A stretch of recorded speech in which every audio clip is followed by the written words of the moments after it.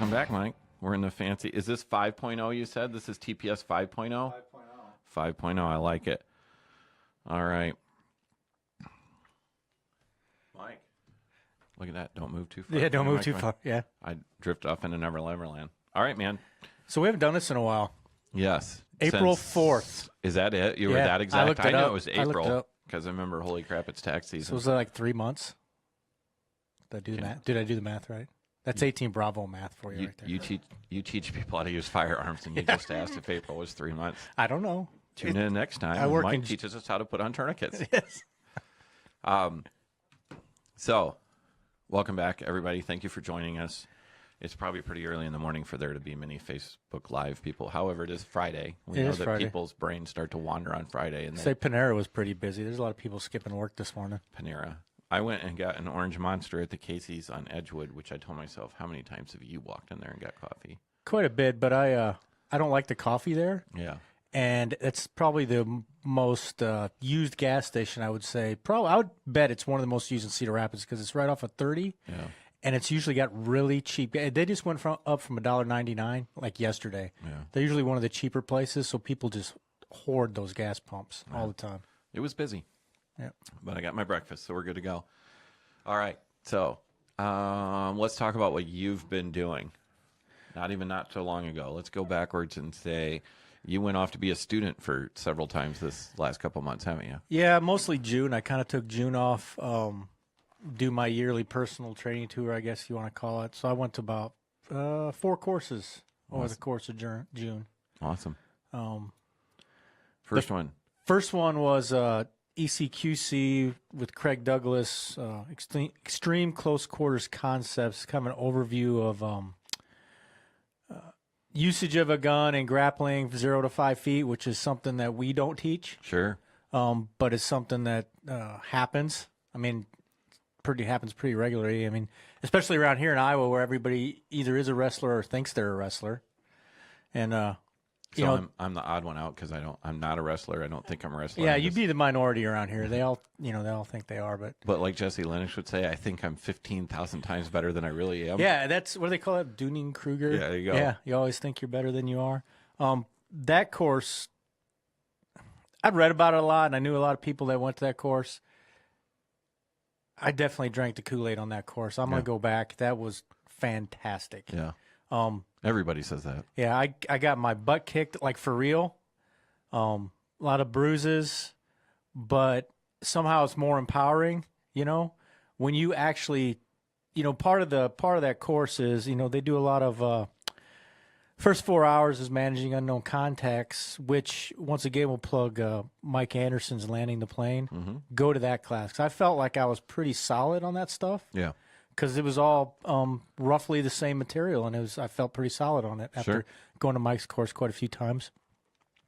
And then the next 2 days, the morning was spent on close contact shooting, so appropriate extension and retraction of the weapon, and the overlying theme of that was you want to make, now he didn't use this term, but I will, combat accurate hits, but get your hits without letting the other guy touch your gun. So you may be shooting from a high pectoral index, or maybe partially extended, as you're moving back or getting away or disengaging. So it's kind of a low round count course. So we just spend the morning time doing that. And then in the afternoon, he went over grappling, weapons retention, disarms, and no fancy disarms, no ninja stuff really. It's just like, hey, if you get your hands on the gun, you need to lock it up and twist it, basically. Sure. Very effective. And then the way he pressure tests that is you put on, somebody called them the fogs of war. Yeah. Because they're these big helmets, these big padded helmets. Yeah. And they do fog up, and they feel pretty claustrophobic. I mean, I literally had to calm myself down because I felt like I was in a closed cage, but you put these helmets on and you use training knives and you use sim guns and whatever your equipment of choice is, he'll let you use it, and then you fight somebody. Yeah. And he starts it out as the first one, he puts you in a bad position. Like I had to start out on the bottom with somebody already on top of me. Sure. And then he'll have you manage an unknown contact, and he lets it go. I did one scenario, one evolution.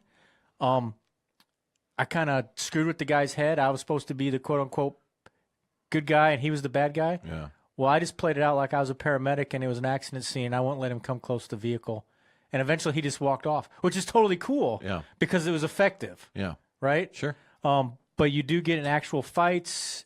You strike people, stab them. I got stabbed quite often. I will tell you the one thing I learned. I probably did 5 evos against a live person during the evolution. 5 evolutions or force on force type scenarios during the 2.5 days of the course. I got off exactly 1 shot with my handgun. Yeah. 1. Sure. You know how many times I got my knife out? More than 1. Yeah. You know how many times I punched him in the face? More than 1. Yeah. So that's reality, I think. Sure. You know, and it's all about one of the big things he talks about is the timing of accessing your handgun. If you start panicking and you feel like you need it right now, we always talk about magic talisman, right? Yep. It's the same. Yeah. Like, if you feel like you have to have it right now, it's probably a bad time to bring it out. Yeah. Because you probably don't need it. Because you have to get control of their limbs first. If you don't get control of the other guy's appendages, Yeah. You're going to get stabbed to death. yeah, well, you bring the gun out, and now he can grab it too. You know, that sort of thing. So, yeah, that course was fantastic. I'll probably go again if it comes around in a reasonable Or we distance. have him here. Yes, There's an idea, I right? called you. I was so excited. I called you right afterwards, I think, and told you to try to sponsor him. And I did send out a contact, so we'll keep everybody up to date about that weather. I'm aiming for the fall of 2018. That'd be good. Yeah. It'd be nice and cool. Northland Fish and Game would be a perfect place for it. Sure. He just needs a range and Sure. some ground. We'll so. get it done. One thing I've noticed from the people that I've seen go through that, you know, Tyler, Robin, all those guys, you belong to their group. Would you agree everybody gets their ass handed to them in that class? Oh, absolutely. And the thing that's neat is all sizes and body shapes I saw in your class and others. Yep. Some guys were much more fit than others. Yep. But nobody makes fun of anybody, do they? No, absolutely not. And that's the other thing it's quote unquote real life or as real as he can make it. I had to fight a guy that probably weighed. You know, I'm not small by any means anymore. You know, I'm over 200 pounds, but that guy was probably 100 pounds heavier than me. Yeah. So what do you do against a guy like that, right? I've tried to figure that out. That's what your coach Jason's for, right? Yeah, right, exactly. Yeah, exactly. A lot of pieces to the puzzle. Yeah, so that was a very good course, and I would highly recommend anybody to go to it that can. That's awesome. Yeah. So again, and you being a ICE instructor, Rob thinks a lot of it. I mean, you and I both know that a lot of times students ask you, "Hey, what else should we do?" You know, I've done this class and this class. What else should I do? And the two things that all of those instructors will say is go to Mass IUB and go to Craig Douglas. Yeah, they You know, will. And I know there's other things out there, but those two things are very consistent. Well, Craig is the recognized subject matter expert in that particular area, the grappling in fight weapons. He's the man. I mean, I don't think you'll find any nationally known instructor or anybody that's like not an idiot that wouldn't say he's not the guy. Yeah. And a nice guy too. Oh yeah, he's absolutely. Everybody talks about how nice he is. He was very polite yet professional. He ran his range very, very by the book, kind of military style, but once again very professional. And the one thing that impressed me, and little things matter, right? Mm-hmm.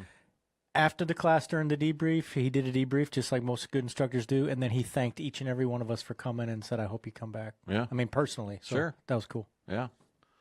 So I'll throw you under the bus. So we already brought it up. So people say, "Hey, what do I do?" And you should always go to Craig Douglas, and you should always go to Mass IUB. So tell me about that. You went to Mass IUB. Yeah, let's talk about the training tour first. Let's talk about. All right. Mass was at the end of the month, so yeah. So why don't you talk about the training tour? Because that's the next thing I did. I went to 2 classes. I went to armed defense around vehicle. Yeah, that's right. That was a busy week. And then I went to advanced pistol handling again for my second time. Yeah. Yeah, Rob Pincus was here for the PDN tour. That was pretty cool. What'd you think of the vehicle class? Is that you know what I liked he said in the beginning? I liked that he said that this is basically a science class. It was. It was really helpful for. So when I registered for it, and I think a lot of people did it, Rob seemed a little surprised, and he took down the original description, so I don't know what it said, or maybe it's just people's perceptions.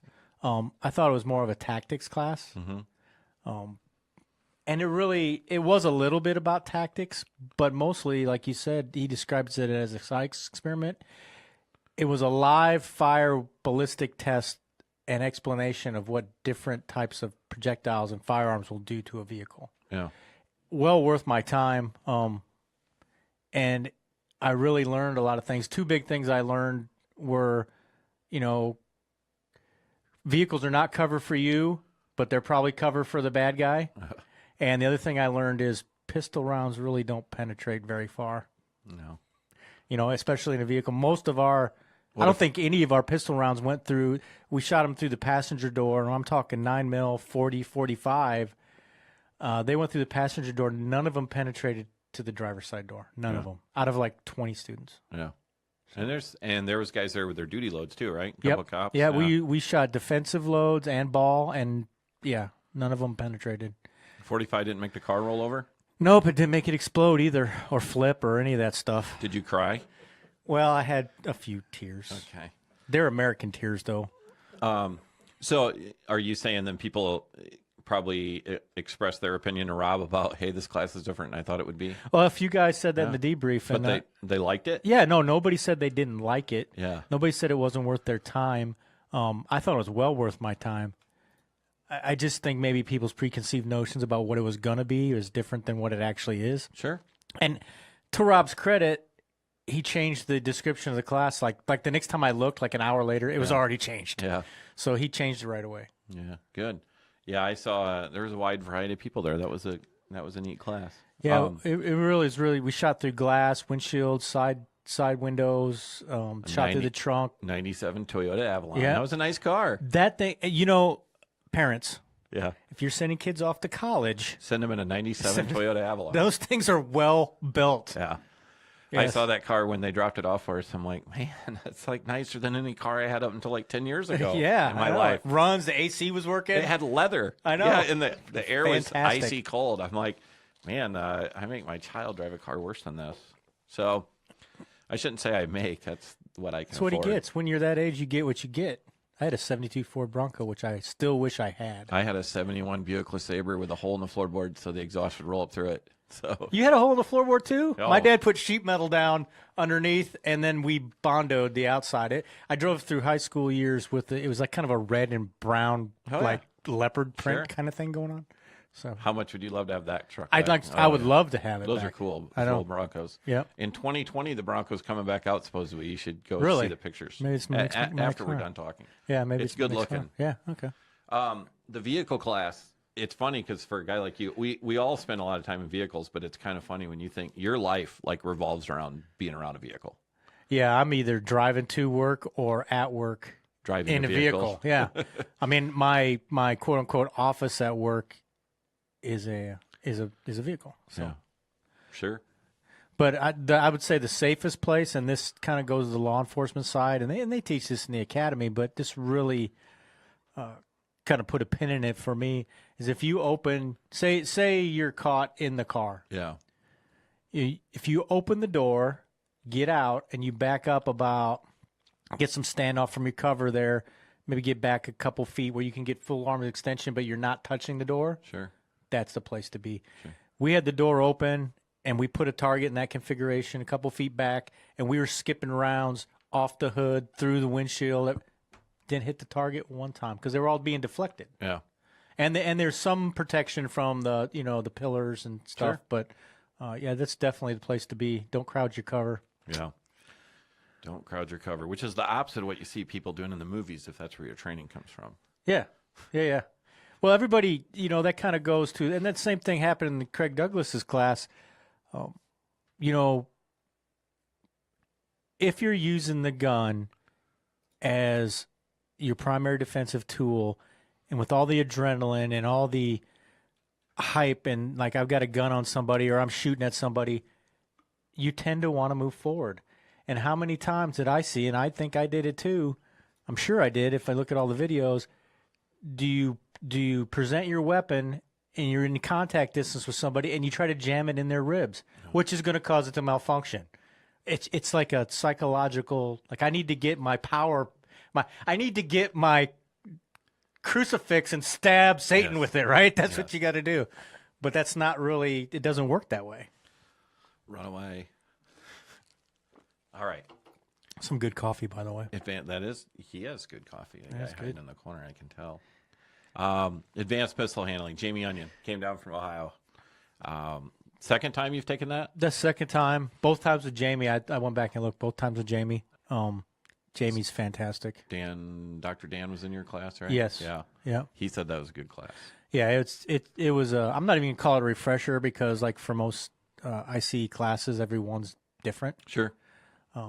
But it was really good to get out and do some of those techniques again. Still need to work on some. I mean, just because it was the second time I went didn't mean I didn't screw things up, because I did. Yeah. But it was really good. I liked it. Went through. You start off the morning with your basic combat focused shooting drills through balance of speed and precision, presentation from the holster, and then you get into some positional shooting, some unorthodox positions. And as Jamie explained, we're not trying to teach you that these are the greatest places to shoot from. No. Because they suck. Yeah. But he was just trying to give you a familiarization and show you that if you somehow get in this position, it's possible to shoot. Sure. Like if you get knocked down and dude's behind you and you're laying on your back, you can still shoot. Yep. So that's where that's come from. And then we moved to some extreme distance shooting. I think we were like 75 yards. And I actually we did it from 3 different positions. We did it from the kinesthetic aligned position that we teach. Sure. We did it from the Weaver. Yep. And there was another one that I couldn't get my head wrapped around. I couldn't even do it right. So isolating all your muscle movement. yeah, I just like, screw this. But anyway, and we shot 5 rounds from each position, then went and looked at the targets. I didn't do too good from the isosceles and the other one, but from the kinesthetically aligned position, I actually hit 2. Yeah. 2 shots from 75 yards in the combat accurate area, and 3 shots on the silhouette. So I was pretty happy with that. You could at least make somebody like run away or something. I don't know. I mean, that's it. You could make them worry. Well, the big thing is, if you're going to take that shot, like we always talk about, you got to know what's beyond. That's one of the things. What's the risk versus benefit? It made me happy to know that in that situation, I'm keeping my rounds in a certain cone where they're not going to go flying off into, wherever, right? Sure. Yeah, it's a pretty far-fetched scenario, but in this day and age, I also understand it. I'm not going to make fun of anybody that worries about it. I'm not going to spend a bunch of time training at 75 yards. No, we shot 15 rounds Sure. It was a familiarization to show what you could do and see what position worked best for you. And yeah, it's just the biggest thing I always tell myself is, based off real history, the sad things you see is like, some guy wandering through a schoolyard just shooting at everybody. That might be something, I'm not going to run up to 15 feet away from him to shoot at him. No. So, and like you said, if you could put rounds on him in any way to, cause him some hurt, significantly affect his ability to try to kill people. Yeah. And when I go to this training, I mean, I know you do too. I look at both. Not me. I wasn't there. I was dying from my that's spider right. bite. Yeah, we could talk about. Was that what it was? Well, it's some kind of bug bite. Yes. But I did not get superpowers out of it. I got super fevers. Got a cool leotard. Was that a leotard? Did you get one of those? No, I didn't. No. You don't want to see me in a leotard. That's not allowed on Facebook. But I actually just put a question in there for you guys. Is there ever a reason to shoot 75 yards because of what you train? Somebody asked that? Sure. So people can't hear your magical voice, can they? No. So the magical voice in the corner just pointed out that somebody said, "Is there any reason to ever shoot 75 yards?" Right. Yeah, it's happened before. It's super rare, but again, I'm going to use, if you want to look at what's going on in the world, because we like, science and facts and empirical data. So empirical evidence are people around the world still killing people like they always have been? Yes. Is it plausible that somebody shows up into a schoolyard and tries to kill as many children as they can in this country? It's plausible. Yeah. Has anybody actually showed up and killed school children in this country? Yes, they have. So like I said to you, if it's not like, do I think I'm going to do a headshot and stop this guy immediately? No, it's can I keep him busy and make him start worrying about himself instead of what he's doing to other people. Yeah, I'm looking at more like, I mean, very improbable. You Sure. know, that's a given, right? We both know that's probably not going to happen, but there is a small slice of situations where you may have them pinned down or contained, or like you said, you may want to, do what you can do, right? Yeah, yeah. I'm not going to run 50 yards closer in an open schoolyard to have a closer shot. Yeah. I'm going to try to hide behind something that represents cover or at least concealment, and maybe even something to, lean against, brace against, try to isolate some movement. And sure, do I think I could hit a silhouette at 75 yards? I do. The silhouette. Do I think that's a lot different in real life while somebody's shooting people? Yeah. And the other thing is, I don't want people to have the concept that if I'm ripping rounds at you and you're in the middle of trying to shoot people out in a schoolyard and I'm ripping rounds with you at a handgun, if I don't hit you with it, you probably don't even know I'm shooting at you. No, probably not. It's not like the movies where all of a sudden you're ducking and covering. A lot of our listeners, they have probably been shot at. There's a lot of vets out there and cops and everybody. And there is a snap and when bullets go by, but they got to be fairly close because that noise is them, causing a disturbance in the air. Sure. You got to be able to hear and feel that disturbance. I mean, if they're 15 yards away, you might see dust, but you're not going to hear anything. You might not have that disturbance either when you're shooting a pistol caliber that's no longer high velocity. Yeah, it's no longer high. Yeah, good point there. Yeah, it's just one of those things that if we're going to talk about the details, sure. But and the other thing is just the reality of take a picture of a bad guy. Picture a bad guy in your mind. They don't go there with hearing protection on, so they probably can't hear too much either after they start ripping off rounds out of their gun. So.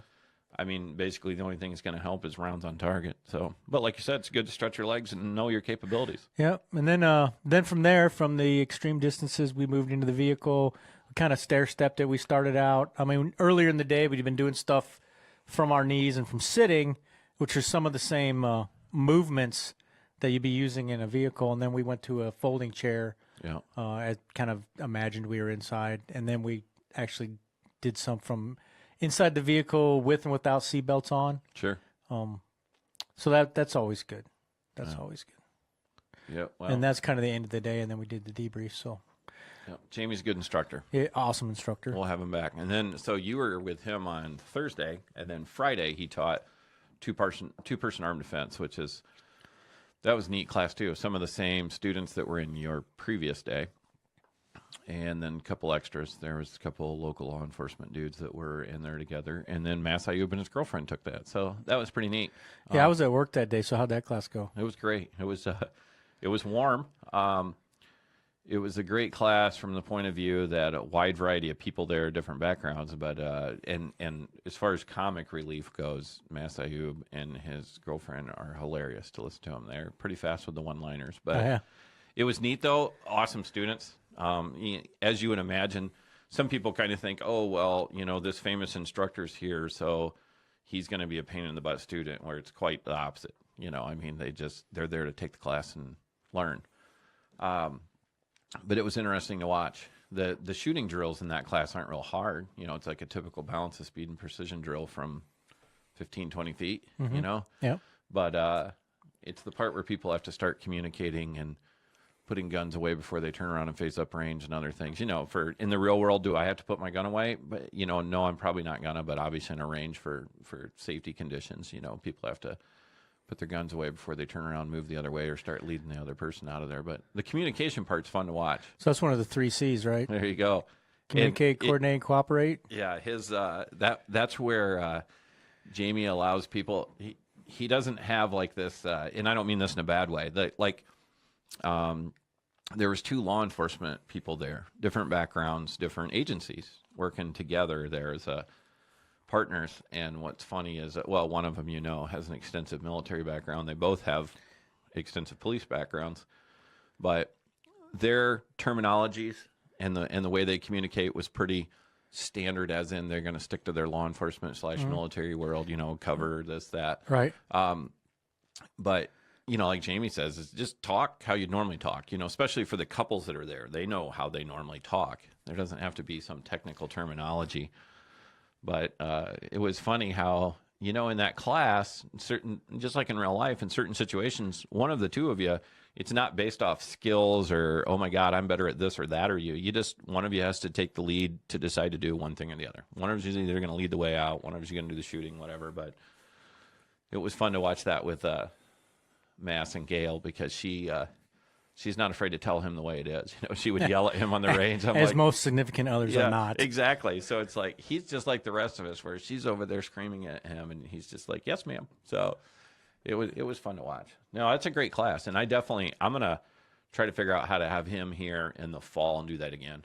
Yeah, do it on a. Can you give me a little bit of professional courtesy here? Do it on a day I don't have to work. I'm gonna do it on a day you don't have to work, and honestly, if I can get enough people, that's great, or really range availability or something, because I'm having him here to teach it to me and all my employees. Yeah. So me and all the other people at the store. So it'd be a great day for you to jump in too with whoever. But and if time allows and he has the schedule and we can get the range, then we'll probably do one, open to other people. But sure. No, but that's a class I've been wanting to take, and just the way the PDN tour worked out this year, the two classes I wanted to take the most were the 2 days I had to work that week. But I did end up taking a couple classes, so it's still well worth it. But one of your when you can get time off of your 5 jobs. Well, I actually that week I only worked I call it my main job or my benefits job. Yes. I only worked 2 days because I had to, because I used up all my vacation for the CFS instructor conference in September. Yeah. So I can't take any vacation between now and September, so I had to work those 2 days. All right. We'll find a weekday off that you're off, and we'll have that class. Yeah. Hey guys, real quick, look at your phones and thank the people who are commenting or joining you if you have that up. Can I see that? Did you just say if I have that up? If you have your phone On the TPS page? Well, let me go. I have to go to TPS's page. You know what? John Shint. John Sennett, I know him. Why don't you teach that class, CVO? Hey, Wilderness Bob. Gunfights do not come with range limitations. You're correct, Bob. That's true. Yes. That's my buddy. That's my buddy Bob that I've talked about. That's like hiked the Appalachian Trail, the Continental. He's a hiking fool. That guy. Yes. Where I don't see where you see John Sennett here. He's the very first comment. The very first. Oh, why don't you teach that class, CVO? And I don't know if he's referring to two-person arm defense. I'm assuming he's talking about APH based on the time that he did this. Oh, why don't I teach that class? I don't need to. That's what you're here for. Yeah. Do you have any interest in teaching that class? Yeah, ever? someday I'd like to be certified to teach it, but I mean, right now I'll answer your question, John. We've talked multiple times about the market is the market. Mm-hmm. How often do you think people would pay for that class and go to it? I'd say maybe not very often. A couple times a year max. And if you can get Jamie here, somebody that's fantastic to do it, why would you, We are wasting time on the podcast explaining things to our own employees. Thanks for playing, though, John. Go get the UPS stuff received. Yeah. Get back to work. All right, so But no, you gave a perfect answer. Is I don't. First of all, regardless of what people think, there's not tons of money in training people. Not by the time you do it the right way and rent places and have real insurance that costs money. And I pay instructors, don't I? Do I pay you? Yeah. Do I pay you well? Yeah. So the point As much as I like to do stuff for free, I don't do it always for free. But you're right. Bringing in instructors from outside, even outside, it's just not. I don't bring just ICE people here, So, but bringing in people from the outside, I like that because, like you said, you could take a class. You could take the same class from 3 different instructors and learn 3 different lessons. I don't think people around here, and I want to get into training later because that's when I texted you last night and said I have story time. You have story time. I have story time later, but you're kind of wound up about it. I am because it's. I'm wound up in different ways too. I'm just wound up today. Yeah. But people don't realize that the quality of instruction that you're bringing here to this part of the country. Yeah. People fly. They get in planes and buy plane tickets, and they fly to these people and buy hotel rooms, and they'll spend $1,500 to take training that they could take here in the Cedar Rapids, Marion area for like the cost of the class. Yeah, $200, basically. $250. And some gas money, and maybe you get a taco from the quick stop or normally whatever. I actually even have food for them. Yeah, right. Donuts for sure. But they're cray cray. They're cray cray. They are. Yeah, I like it. I'm like, did you just go there? So the funny thing is, though, Mike, is Just people channeling my niece. people can think you're opinionated because you're somewhat associated with my store, where the point is you're opinionated because you've done a lot of training and gone a lot of places and spent a lot of money to do it. Well, I realize the value of my time and the value of my money. Sure. And I have traveled places to take classes from these people. And I like it a lot better when I can wake up and drive there Sure. and come home that night Sure. and sleep in my own bed. Cost less. Yes. Everybody likes to sleep at home. Way better. Yep. Unless you're Mike Anderson and you like trying to find $39 a night hotels that people were killed in. Yeah, he does. I think he considers it a challenge. It is a challenge. It's a personal agenda item for him. Yes. I admire it. All right. So that mysterious voice that only we hear and no one else does will probably keep us reminded. Is there anything else we need to deal with? Nope, that's it. No more questions. So let's talk about Mag 20. Mag 20. What'd you like about it? So obviously, or not obviously to me, but if you guys don't know, Mas Ayub is once again the nationally recognized expert in civilian self-defense shootings. Like as far as he testifies in court, he's been teaching, what's he called? Armed citizens rules for engagement for like 43 years. He's an icon. He really is. So getting any kind of instruction from a guy like that is fantastic. Sure. I think that and the class that you had, or the gentleman you had come out, was it last? Andrew Branca. Andrew Branca, yep. He's coming back out this September. Yeah, coming back out 10/22, September. it's easy to remember. Those two classes really mesh well. Yeah. And they speak highly of each other. They yeah. do. Yep. Because And I think they're the two, they're really the only two guys teaching this sort of thing. Well, yeah. I mean, at that level, and, like everybody else, even Andrew in class was like, this isn't a substitute for Mag 20. This Yeah. is a state-specific. Well, they talk about different things. So Andrew he's a lawyer, so he talks about lawyery stuff, Yep. right? He talks about the law. That's a word, lawyery. Lawyery, yep. So Isn't that assault? Lawyery? Oh, okay. Lowry's. Yeah. Okay. Lowry's. There we go. Lowry's. Different subject. steak. Anyway, so he talks more about the law and the implications of the law, and Mass talks about some of the law, but specifically he talks about the actions you need to take. Sure. And it was really, really good information. He tells some pretty depressing stories in detail about people who have done things that even you and I would say, yeah, we'd do that. And then they end up in prison or their lives are ruined. Yeah, there's none of the. I don't remember if he said this or I just thought that, but either way, the reality is you could do everything right and still go to jail. Absolutely. Yeah. I mean, it's just there's a lot of people that's happened to. And any time that because we do armchair quarterback, we all do when we read stories and say, I would do this or that. Or it's no different than any training that both of you guys have been through, that you have to learn from previous engagements, previous things, whether it's military, police, whatever. The one thing we can't do is watch a firefight or watch a police shooting or watch this interaction and not learn from it. You got to learn from it. And like in the academy, it's depressing because you watch a lot of famous videos that you kind of already know how they're going to end. A lot of stuff from if you guys don't know what the Force Science Institute is, Google that. They've got a lot of cool videos that basically boils down to, all this stuff boils down to, this is why cops, a lot of times have to shoot first. Yeah. Because reaction does not beat action. Yeah. We've heard that. Sure. And if a guy's hiding his hand under his waistband, you don't have time to hey, please, sir, can you take that out of your waistband? Nor did 90% of the people on the internet look for his hand Right. hiding in his waistband, right? Right. So they're too focused on, what race was he? What's the situation? Are people saying mean things to where it's back to where if you don't know what to look for, you won't see it, right? You learn this in class, so.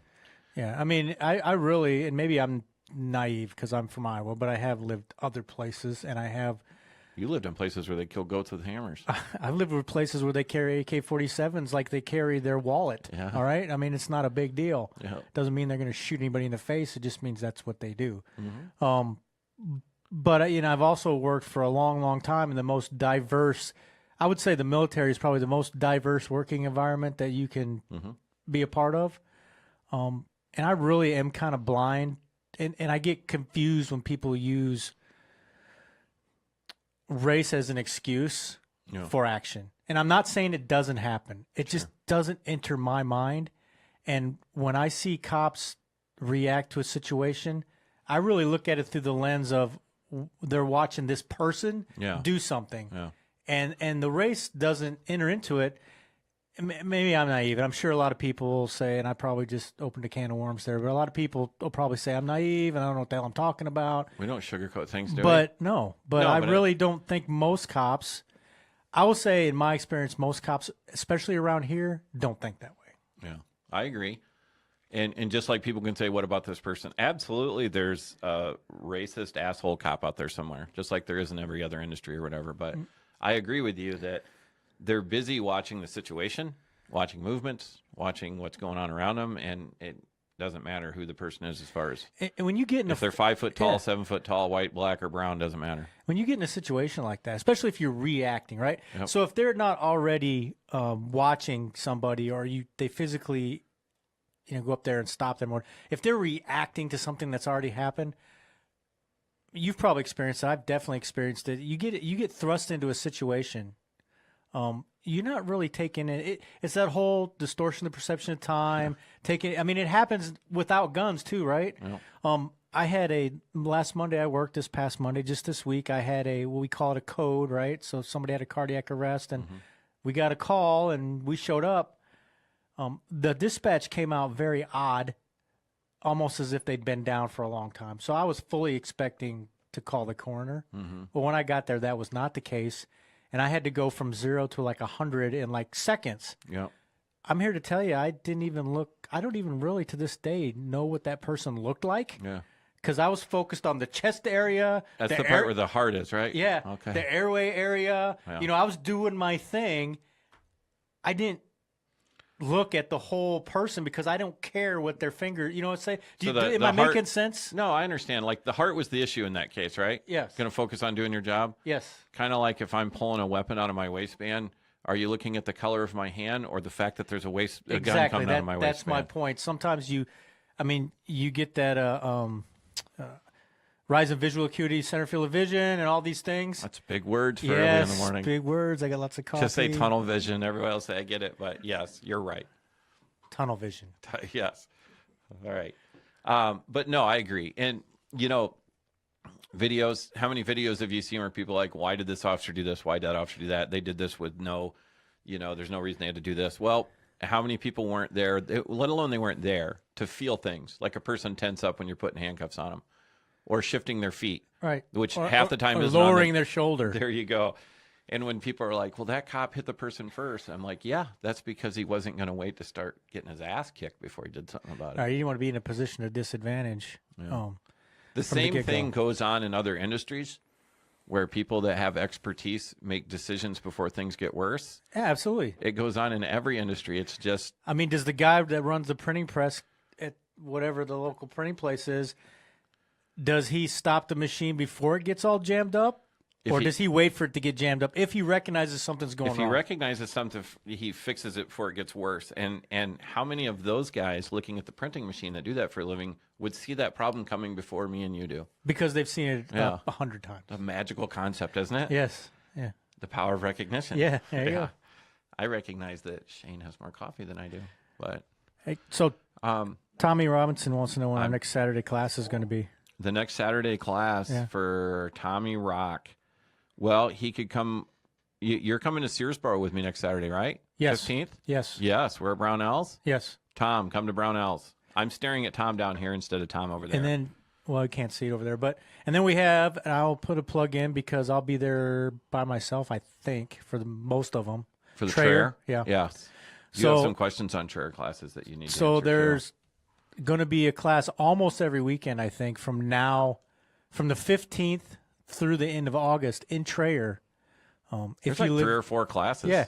If you live in Waterloo or somewhere in that area. 30 minutes of Waterloo. Yeah. So come see me. Yeah. I don't want to be there by myself. Yes. I've been to Trayer, nice town. I don't know, that there's a lot to do there by myself. Good food at the gas station. Yeah, the gas station had good food. Yeah. Dave McFarland has yes, a, I see Dave's question. question. That's an awesome question, Dave. He says, Do you think this training is even more important with the give and change and stand your ground law in Iowa? My answer is actually no. I would agree. I was about ready to say no. No, but because a lot of people have a misconception that stand your ground magically changes things, when really you better be able to articulate and authenticate that your life was in danger before you shot anybody. Yeah, you still have to meet all the criteria you had to meet before. Sure. You just don't have to leave. Yes. I see so many people right now on, let's say, some Iowa talk groups and different things that are like, hey, the great thing about this is the civil liability part. And it's like, there's an example of something we've been teaching for however many years. Iowa already has a civil liability law that says if you try to kill me, Mike, and I shoot you and you're paralyzed now, you don't get to sue me. Right. That's already existed. That isn't new.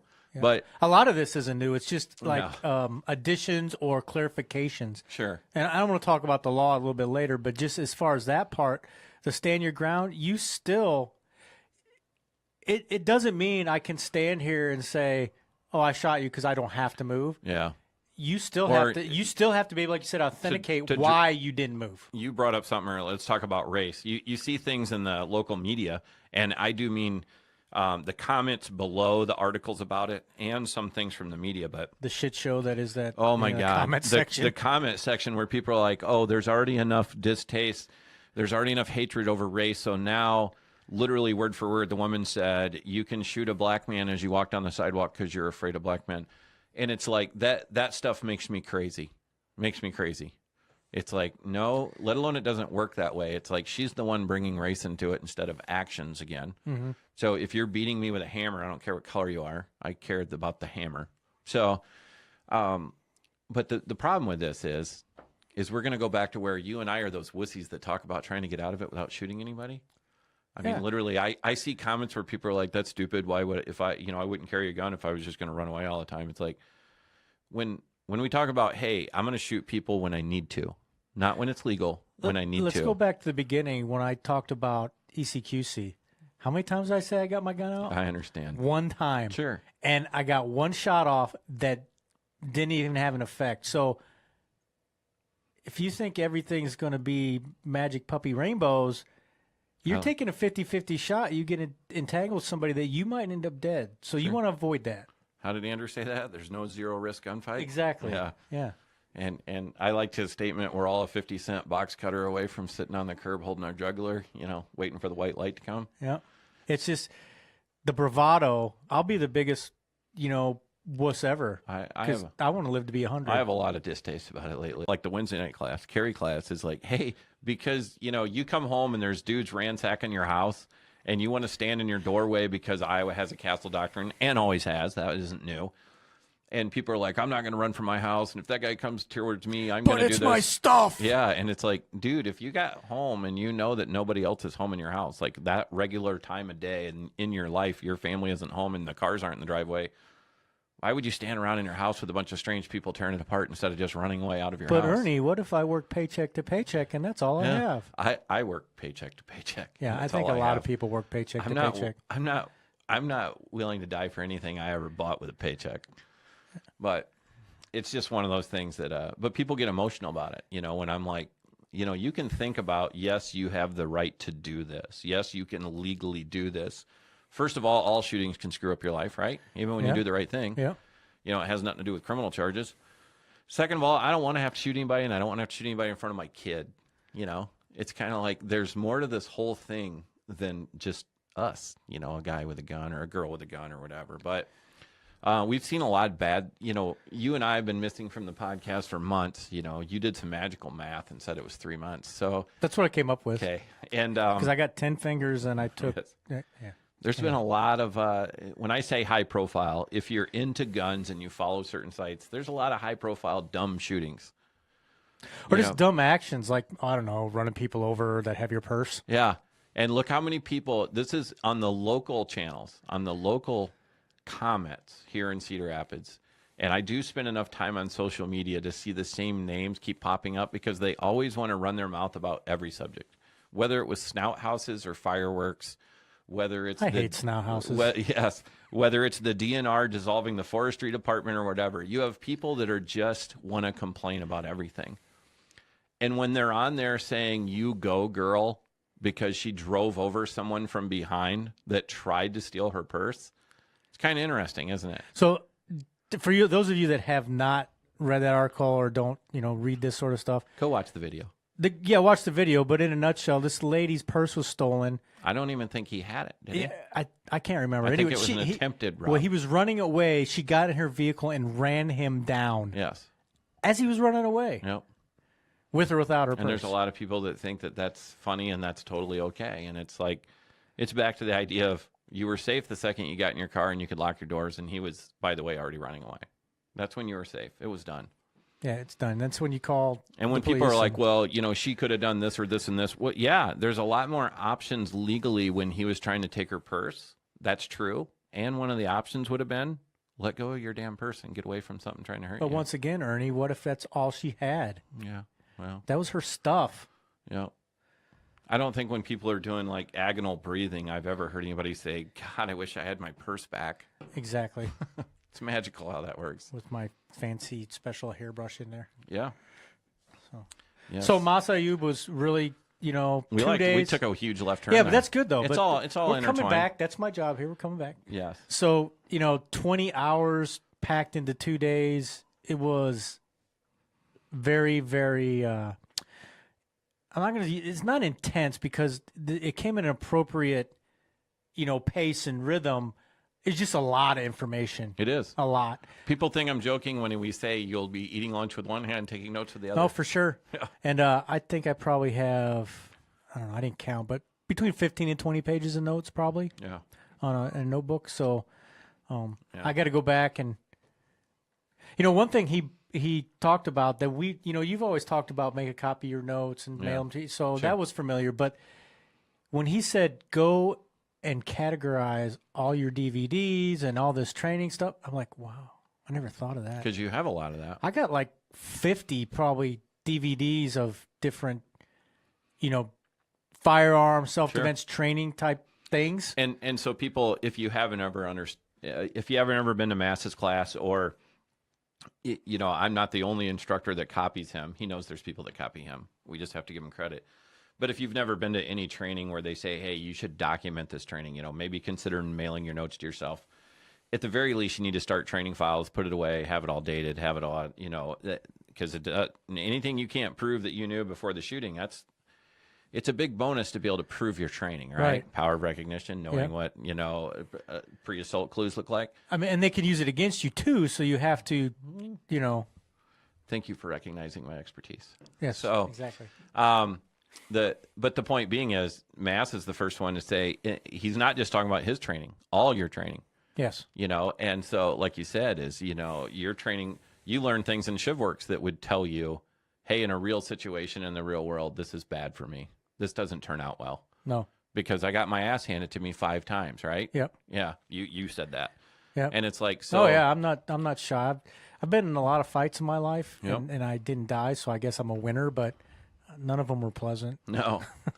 And yeah, so, but I do understand, filled with a world of people that say, well, I'm just not going to let it get to this point. I'm not going to let it go to the ground. Yeah, I'll just pull my gun if you can get to it. Yeah. Yeah. So there's a lot of that out there. Here, look, Ben Engel. That's Ben, right? Yeah. Social media warriors that complain about everything are going to be your jurors if you shoot someone. Somewhat true, but the only thing I can say, Ben, is everything that they say on the internet's out there forever. So I guarantee you they probably say things also that would get them kicked off of a jury. But Ben's right. I point out to people all the time saying, hey, you people in class together, on Wednesday night, you won't ever be on each other's jury. It's not going to happen. No. You're tainted by the same class. And so you go through the whole thing. Everybody knows that usually police aren't on a jury when it comes to a criminal case. You usually don't have combat veterans. You won't have anyone that ever had to shoot somebody be allowed on your. Probably nobody that's pro law enforcement or, related. Can't be related. So any of that stuff. Yeah, but it is interesting to say. So I always point out to people, you can take almost any story that involves violence or bad things going on, and you watch all these comments under, KGN, KCRG on Facebook pages, and I'm like, that's somewhat of what your jury pool is made up of around here. But on the other hand, a lot of them aren't going to make it through the selection. So No. Ben also gave me a good Sunnyside Tavern and Cafe. He said it's a good place. yes, I'll be checking it out. yeah, Trader. Sunnyside. I think eggs and beer. So that'll be I'm after guessing class. with a name like Sunnyside, eggs is probably on the menu. Yeah. But Just I'm thinking. Yes.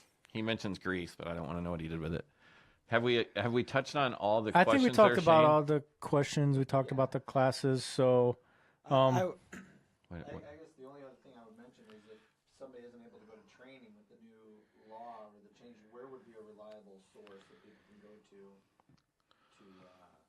get up to date on laws? on gun laws? We're talking to the magical voice people don't hear again, aren't we? yeah. So, yeah, it's a good point. Not everybody can go to training, can they? Well, Sometimes they don't choose to. Sometimes life doesn't let them. there's a lot of places that are pretty reputable. You can, I mean, for sure, the state website, the individual website of the state that you want to learn about that law is Sure. probably the best place, but it's kind of hard to navigate. It's the best place for legality. Legalities. There's some clearinghouses, I guess you call it, handgun law. Was it handgunlaw.us? United States Concealed Carry Association has a pretty good. But if I was talking to the So- magical voice in the corner, are you talking about training as in? No, not training. No, I'm not talking about training so much as more along the lines of when laws change and you haven't taken training Yeah, so to he's know talking about what you update. should and should not Yeah. be doing Absolutely. legally. Okay. He's So if talking we're- about the updates in the Yeah, laws. if you're That's what I was about- talking about. If you're talking about laws, and the state's websites aren't always the first to be updated, but like you said, you better go by what the state says is legal. I just downloaded the USCCA app Yep. the other day, and it's got a reciprocity, like you can put in your concealed carry, Sure. and it'll tell you what states you're good in. And so there's a lot of places out there with the age of the interwebs that Yep. you can look at, but some of those places are pretty good. They even have the internet in Trier. It's everywhere. They do if you if you have a dish. Yeah. You know, my parents used to have a dish for about 7 years before they got like hardwired cable to their house. Yes, they were huge. I have MediaCom internet where I live, and it's horrible and slow, so I might consider a dish. So, and everybody in my neighborhood has I have horrible slow MediaCom. internet. I have MediaCom internet too. Well, it's And fast some places. Sometimes I have to turn off the Wi-Fi in my house to get my Facebook to load because I have to just use the The magical cell. power coming out of the sky. Yeah, Yeah, it's crazy. I agree. I get it.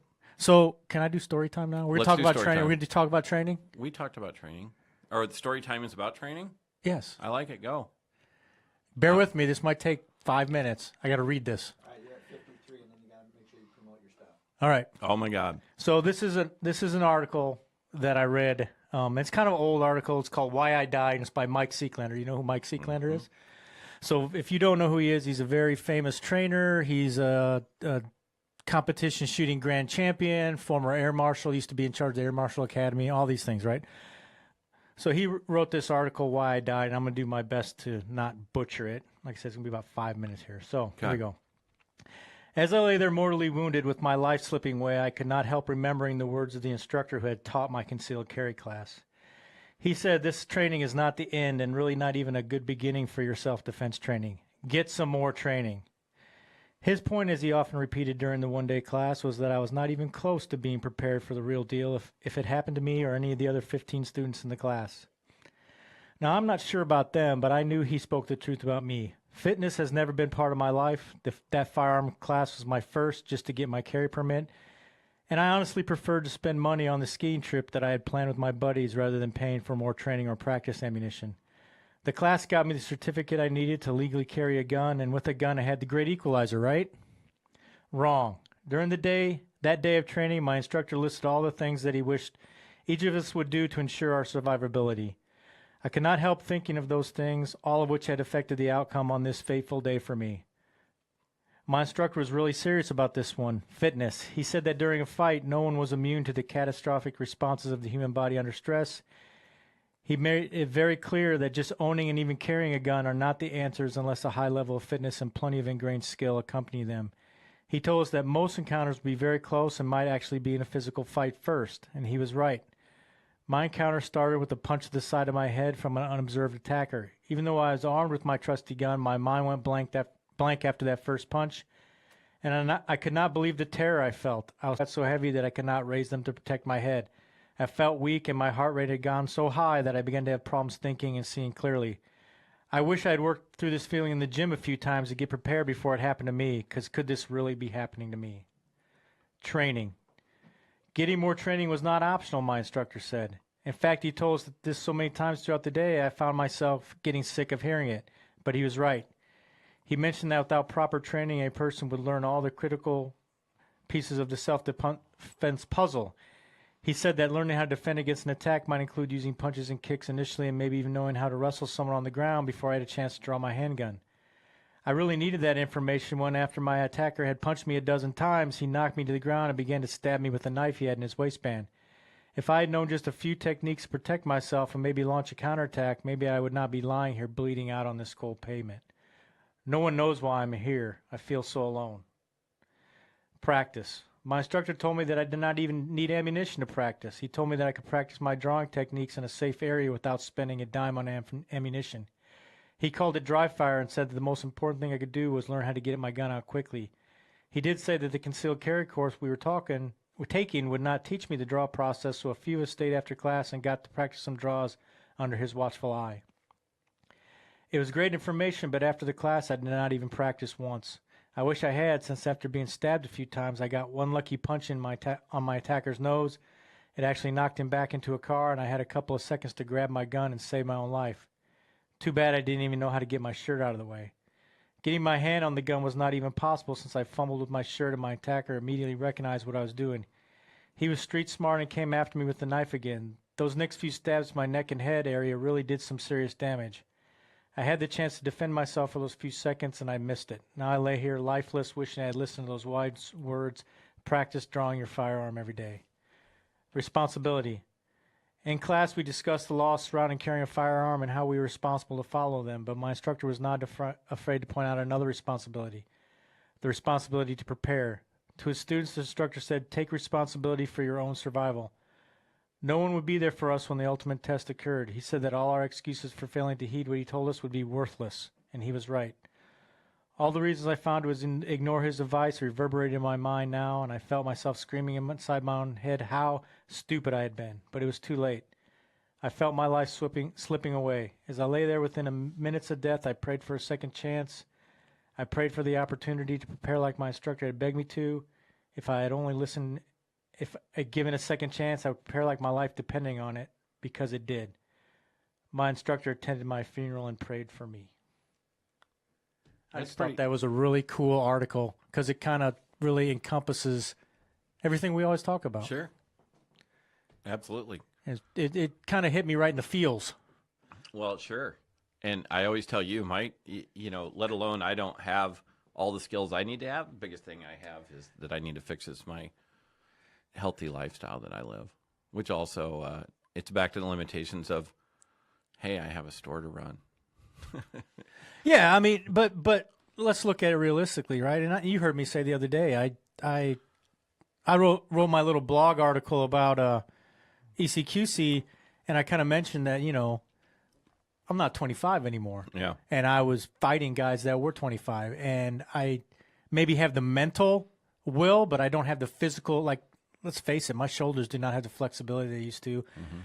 My left knee's jacked up right now. I mean, like as we sit right here, it's like, ouch. You were busted up that week. I yeah, remember. But that's just being, the aging process, right?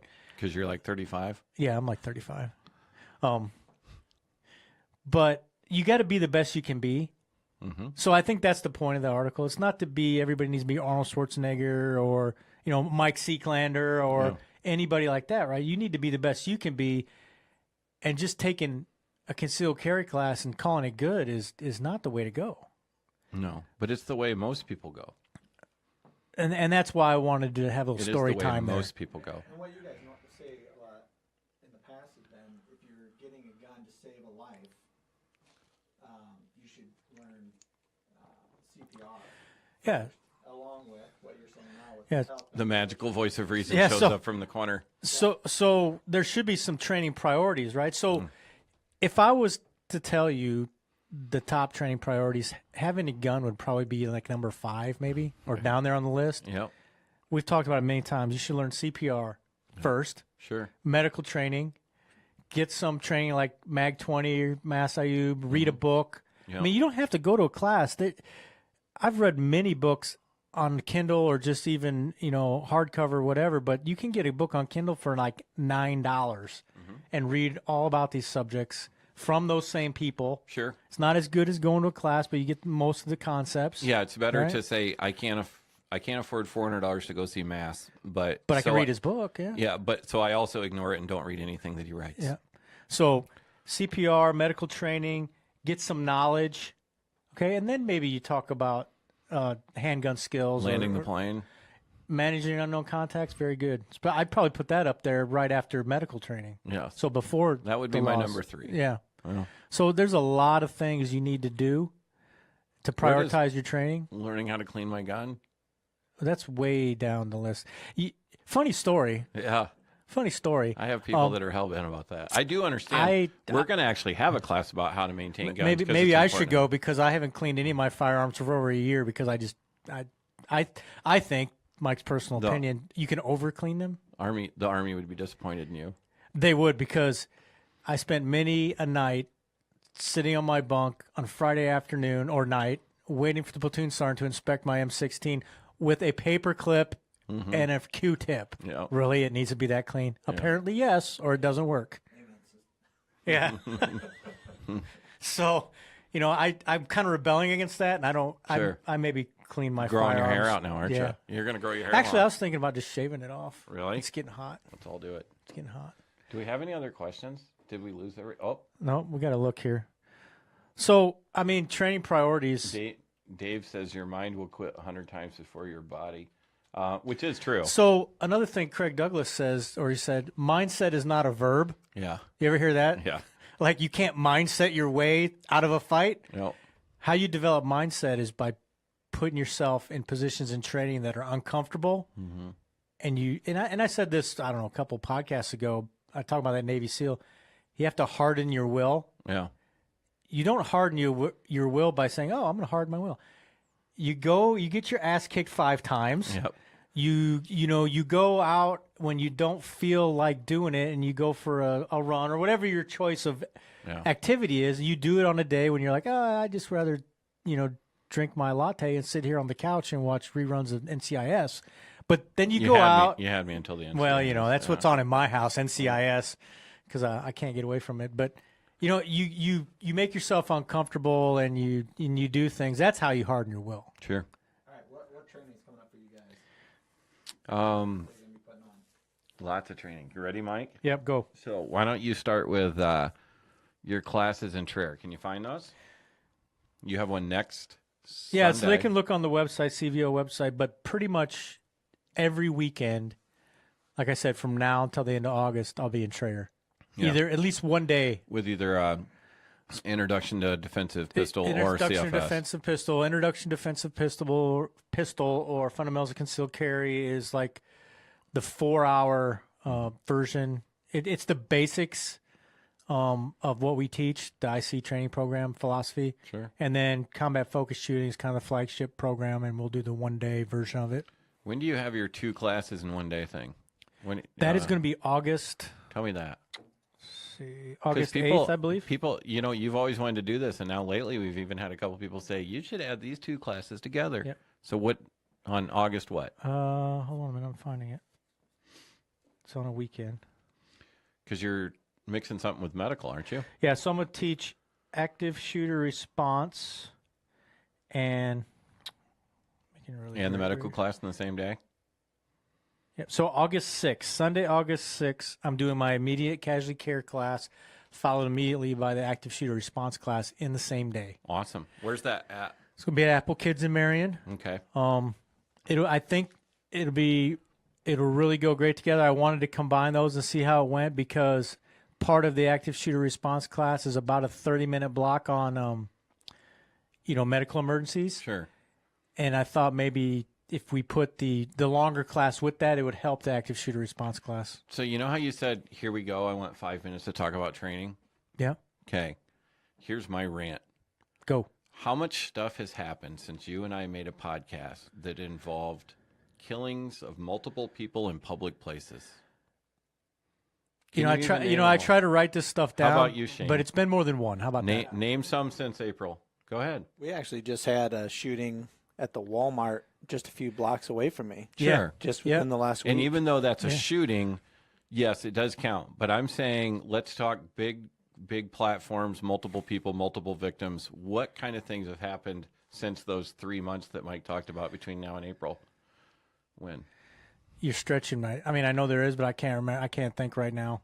You put me on the spot, man. I'm having performance anxiety. Sure. Well, you had Give me a hint. You had multiple different vans driving over people, and I'm talking like worldwide. So you had the London issues twice. London. There you go. Had some concerts. Yep. Had some other very public events. You had some multiple injury, workplace violence things take place.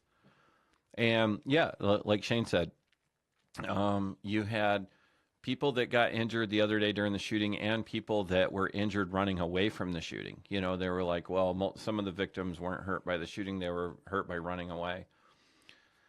So, you know, every once in a while, I don't think I hide. Maybe I hide it from the, Facebook people better. But you and I get frustrated sometimes saying, when are people going to do this, right?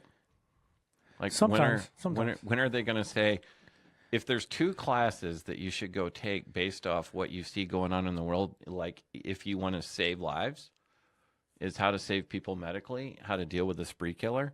So that class that you're going to have right here in, over there in Marion, Iowa, that's only, how much is that class, by the way?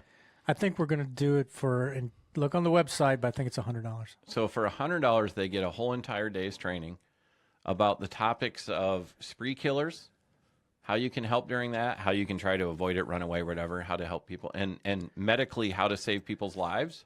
This is how important the medical training is. And the active shooter part is just because, I mean, that's important too. Sure. But I'm specifically going to talk about the medical stuff. The medical stuff has become so important that the American College of Surgeons, all right, these are doctors, and doctors are very, very smart, right? But they don't move quickly on anything because they have to peer review everything and talk about it and make sure that, all their P's and Q's are lined up because they are smart people. They're smart people that have money that get sued. Right. So the American College of Surgeons has endorsed this program called Stop the Bleed. Sure. Or you may also hear it called BCON, which stands for Bleeding Control. Same program. I am an instructor for that program.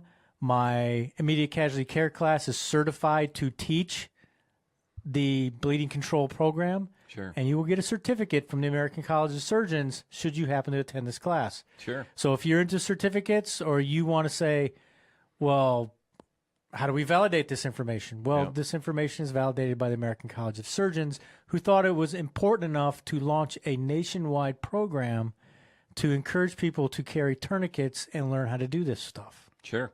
So come attend the class. Absolutely. Did you watch the shooting? Did you watch the shooting that takes place where the guy's on the bus with 2 pistols? Did you watch the film of that where it ends with a female officer on the ground that's been shot in the leg and they're trying to put a tourniquet on her? I don't think I. Oh yeah. I did. Yeah. Which kudos because somebody had a tourniquet on them. That's number one. Kind of a shocker for me because little mini rant, and I love my cop friends to death, but it's a constant fight to get some of them to see the reality too, that they should be carrying a tourniquet on their body and not in the squad car in a bag. Yeah. Right. There's about a 50-50 buy-in on that right now, I'd say. But it was good that officer had one. Sure. And then they struggled with trying to get her pant leg off or whatever. The other female officers just putting the tourniquet on up above it. Yeah, it still works. Yeah, you need to expose. I mean, but at that point, over the clothes you just need to stop the bleeding. Yeah, he was like, does anybody have any scissors? Or he's trying to get her pants off with the knife. But prepare for the wrap up. All right. That magical voice in the background. What time is it? Give me how many minutes I have. You're at an hour and 10. Wow, that's amazing. You guys missed this, haven't you? Well, yeah. I love listening to you. We have so much to talk about. So how much time we got today? I don't know. When do you want us out of here, magical voice in the corner? I have another appointment coming in like 10 minutes. All right. All We'll right. handle this. All right. We can do that. Yeah. Respect for the TPS media booth time.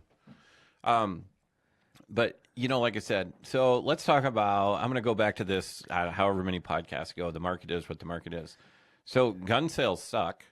Yeah, that's kind of a national trend. I've read a lot about that everywhere. And people can say, oh, no, my buddy's doing great or this and that. I mean, that's fine, whatever. You might, I don't, even take the Cedar Rapids area. When I say I don't know how my local competitors are doing, as an industry, it's way down.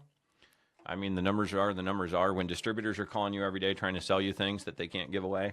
But the thing that was interesting is for the first part of the year, even when sales were down, training was doing well. You know, we had pretty good class attendance, didn't we, Mike? Yeah. And then all of a sudden, which I don't mind telling the whole entire world. So this Saturday, as in tomorrow I had the range rented and had it booked for combat focus shooting, the one-day class. Yep. And I was going to teach Combat focus shooting in Moline. in Moline. Yeah. Yeah. Not a single person signed up for either Yeah, class. we canceled both classes, which And we only canceled them 3 days ago. yeah, it hurts my heart.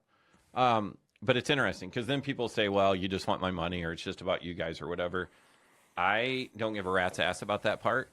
It's the fact that people don't really want to go out and train. And when people are offended by that, you'll have guys that you can think of your Dougs and Mitches and other people out there and Todd that, you know, they actually do go train. So I get it. And they're not offended when I say that. They'll actually agree with you. Yes. Because they even get frustrated and say, hey, I told my friends about this class or that class and they won't commit. So, you know, they're going to pass on it, blah, blah, blah. We all have people that don't go out. I'm the same way about fitness. I say I want to do this and do that or go run this, and then I don't follow through with it, right? Dude, I'm with you. It's hard, man. It's hard. But I get it. Other than these people proclaim that I've never told you I really, really, really care about running. I just know I need to do it. Just to break in real quick. Okay. You don't have to run, man. You can do other stuff. I know, and I will. A lot of it's like curls in the pool. I Will started you? doing curls in the pool. Will you really? I spend a lot of time in the pool Will you exercising. promise? Can you swim a few laps for me? You can come over and watch me. I sound like Flipper. All right. So, just get your heart rate up for a few minutes. I do that. All right. Only for a few minutes. All right. So it disappoints my wife. So Story. here's the deal: is I get that people don't. You know, even if they're. Let me put it this way. If there was another Mike and another Ernie, and there's other instructors in Iowa, right? Like even outside the ICE program. I think there are other instructors within, like, I don't know, walking distance. Yeah, so there's other instructors too, and the point is their classes aren't full. No. You know, we're not ever these people that say, hey, look how awesome we're doing. Our classes are normally pretty full, actually very large classes, and there's times we have to limit the class if it's only going to be you or only me, and it's like, hey, we're only going to take 8 people or 10 people. Yeah. But it's like, as an industry and being in touch with other instructors, those numbers are going down all across the country. So Rob Pincus, all his classes sold out. All my classes did well during that week. But it's a lot of, first of all, they're unique classes, and it's Rob Pincus, right? So people get the name, national name recognition. People can love him, hate him, or whatever, but the dude knows what he's talking about. And you have the name recognition, part of the Personal Defense Network tour. But it's kind of like I always tell myself, if guys are like, I don't need training, I do this, this, and this. We know, like everybody in the industry, you know where all the ranges are. You know where a lot of the training takes place. Those people are also saying that, hey, we're not getting like very good numbers. So is it because it's hot out and we're in Iowa, or is it just because the general temperature of the situation is people don't want to put in the time to train? Well, I think it's a little of both, right? And there's some monetary concerns for some people. Sure. You have But like you pointed out, $200 and driving 20, 30 or minutes or an hour in your own state, it's almost like those people haven't realized what it costs to go do other classes, the same class in other states with other instructors. Take one class a year and train and practice. I mean, if that's what you got to do, that's what you got to do. Sure. So, yes. Don't just take your concealed carry class and hope for the best, like your story. Right. Oh. Because then you die. Yeah. 50-cent box cutter away from bleeding to death. So, guess we got to wrap up, but, we didn't get to a couple subjects. We'll talk about it next time. I want to talk about HF 517, but that's going to take a while. Yeah. When do we get to come back, Magic Voice in the Corner? How soon can we come back? I gave you guys a bunch of dates. You can come back as many times as you want. I'm going to be here later tonight. All right. I'm just going to show up. Hey, I want to talk to myself. But the big thing I want to talk about HF 517, just to we got a few minutes to talk about one particular avenue because or change, because we did talk about this and we talked about how it should happen, and it did. Yeah. And I was very happy. All law enforcement can now carry anywhere in the state of Iowa, including schools. And they don't have to be there on official duty or whatever. So Okay, since you brought that up, and we'll leave everybody in great suspense because Shane's going to tell me, get off my radio.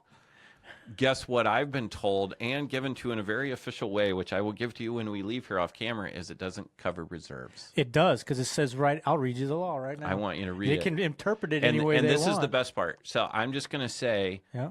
there's some large, unnamed law enforcement agencies around here that it was given to them that it does not cover reserves in very specific language. Well, let's see here. Hold So if you say it covers reserves, that's great. I'm going to read you. I'm Is just there going to gonna read be- you. I'm just going to read you what the law Is there says. going to be... So you can go to the where am I at? Shane, you always have House logical File questions. 517. You can go to the State of Iowa Legislative Bill Book, or just Google it. Going down here. So, Uncomfortable silence. well, dude, you called me out here, and I'm trying to read it on my No, phone. you know what? We'll sort it out after we leave here because I will It's, love sig- for it's you significant. to be right. It's significant, or it specifically Okay. says reserve officer. And I want to read that because the other officers that sent it to me from different agencies, it says, look, hey, our boss's yeah, say well, it doesn't. I think their bosses are wrong. Well, that'll be fun because we like saying when bosses are wrong, don't we? Yeah. Yeah. All right. All right. So we're going to come back sometime in the next lifetime. Yeah. Thank you for joining us. Thanks for those of you that actually sent questions. I just stared at Mike's beautiful face Oh, wait all a day minute. long. I want to You say wanna thank address you who? to somebody here. Sergio joined us at the last minute. So I want to say thanks to Ryan Gearhart from Texas. He sent us a comment in April after our last podcast, and we just now got back. So thanks, Ryan, for listening. He That's a says he long way listens away. to us all the time. Yeah. That's cool. Yeah. Sergio brought up when I said what all has happened. Remember the baseball game shooting at the Senators? Uh-huh. Yeah, that was a huge story. And we'll touch on that. We should touch on that next time. And yes, that was handguns versus rifle in a bad situation, wasn't it? It was. But guess what people needed? Medical treatment right away. If you watch that film in detail and watch how long that guy had to wait out in the field, which understandably, he has And they used a belt, yeah, which better than nothing. better than nothing, but doesn't really work as good as it. Understood. Other But things. the thought was there. Yep. Maybe they'll have tourniquets next And time. Zach Jones as well. Thanks, Zach, for listening. Where's Zach from? Also from Texas. We got a lot of Texas listeners Well, because everything's bigger in Texas. state of freedom, right? Yes. All right. Thank you very much for joining us. And be careful out there in the long, warm summer days. As you can see, crime rates, it's always interesting what happens when it's warm out and the days are long and people are outside. And as always, watch out for the red Chevy truck. Peace out. Peace out.